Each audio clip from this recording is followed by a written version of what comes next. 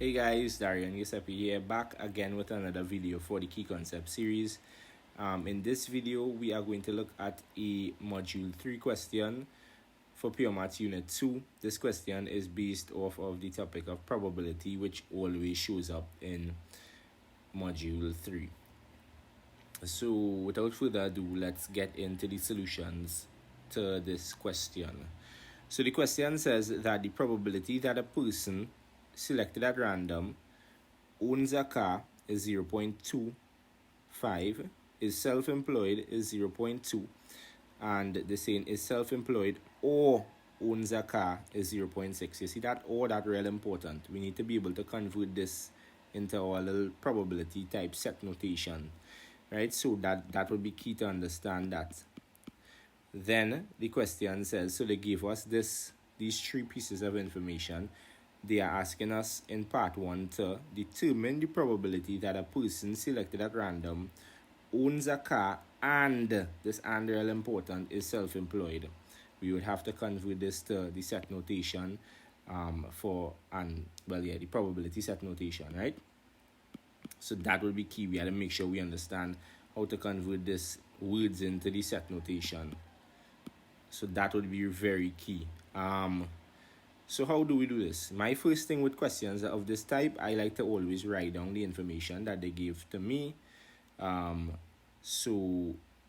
first, let's identify the two events happening, right? Let's let C be the event that a person owns a car, and let S be the event that a person is self-employed. So that's the first thing I would do.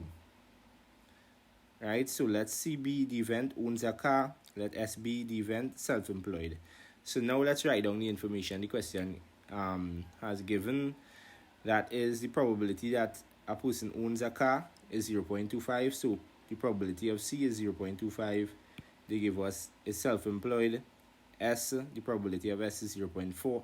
And then they say that the person is self-employed or owns a car. That is the probability of C union S. This is the union here. This is the union.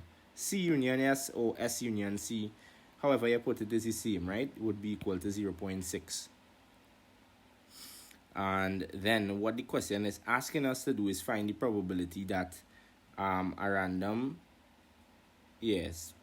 the probability that a person at random, or that a person selected at random, owns a car and is self-employed. So from the time you see that and, that means intersection. So you want to find the intersection. So it's the probability that C intersects S. That is what they want us to find. So that's what we're working towards. But the question is, how do we find this? And what you should see or notice, right, from the theory of probability and stuff like that, or even set notation, is that the probability of C union S, the formula for that contains the probability of C intersect S. And us knowing that, we could then try to see if we could use the information here and make this the subject of the formula and find this. So basically what I'm saying is this, right? Let's write down the formula for this here first. The formula for that would be the probability of C union S is equal to the probability of S plus the probability of C minus the probability of C intersect S. So what we do next is really and truly just substitute the values for the terms that we have.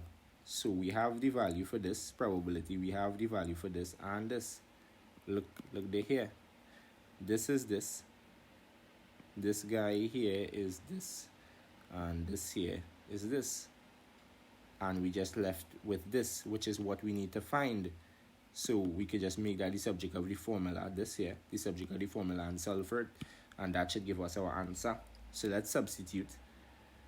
And then this would be 0.65.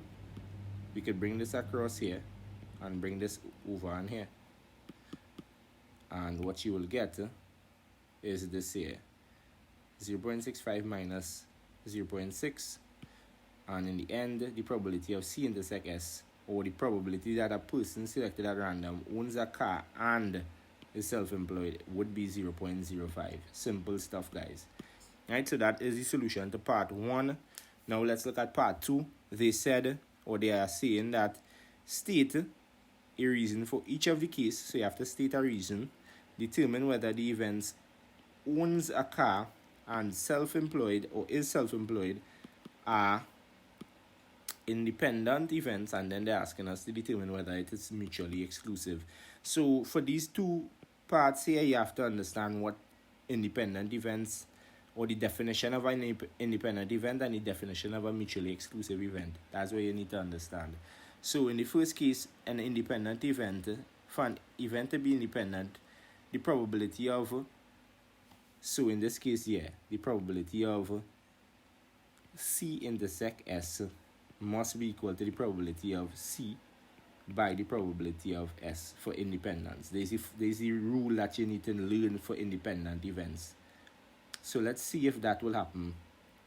Right? Remember, we have this value here, but we don't know what is the product of this by this. So let's find the product of this by this and see if it is equal to 0.05. So let's do that there. So let's find the product. When we find the product here, plug it into your calculator, you will get 0.1. It is not the same as this. So what we could say here, for independent events, we could state the definition. This is equal to that. However, since this is not equal to this, then events S and C are not independent. That's basically what you need to state. You see this guy here, this is the explanation here. Why it is not independent. Because this is not equal to this. Seeing that there, right? And that's what we state here. Then events C and S are not independent. So that's basically the theory there that you should know. Then mutually exclusive events. For mutually exclusive events, the probability of C intersect S supposed to be 0. That is two events that do not intersect. But these two events intersect because you have it is equal to 0.05. So as a result of that, these two events are not mutually exclusive as well. Right? So this would be explanation for this next part. Since the probability of C intersect S is not equal to 0, events C and S are not mutually exclusive. So basically, you just used the information from the part 1 to really explain these two parts, A and B. So this would be a part A here, this would be a part B for part 2, right? And that's basically it, guys. That is your solution to these two parts. This is a probability type question. This type of question usually comes up a lot, right? So yeah, that is the solution for this, guys. I hope you all understood the solutions. Feel free to share the video to someone that you believe it will help or be beneficial to. Like the video, subscribe to the channel, and I will see you in the next video.